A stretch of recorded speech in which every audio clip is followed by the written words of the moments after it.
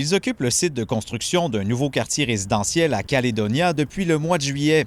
Ils se présentent en défenseurs du territoire et réclament l'arrêt du projet immobilier Mackenzie Meadows sur leur terre ancestrale, même s'il a été approuvé par le conseil de bande élus. Après une nouvelle altercation entre la police provinciale et certains membres du campement, les manifestants ont complètement bloqué les deux routes qui mènent au chantier. This is our land. Pour Skyler Williams, le porte-parole des défenseurs du territoire, Ottawa se traîne les pieds dans le dossier.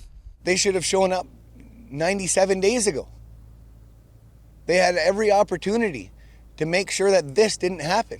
Ils auraient dû se présenter il y a 97 jours, indique Skyler Williams, qui veut s'asseoir avec un représentant du gouvernement fédéral pour discuter.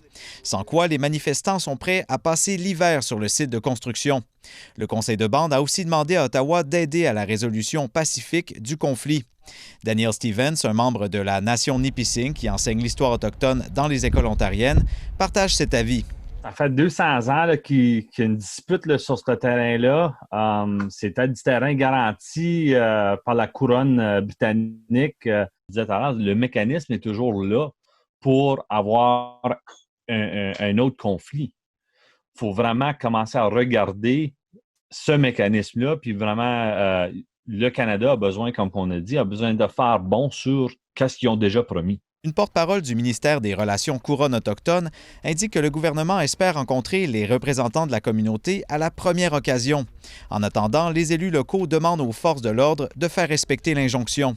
Ongoing dispute between our nations, between Six Nations and the federal government, and it's unacceptable that. C'est un conflit qui dure depuis trop longtemps et c'est inacceptable, indique le maire du comté de Haldimand, qui espère aussi voir des représentants d'Ottawa rapidement. Une situation qui rappelle la crise vécue en 2006, à quelques rues du projet de construction actuel.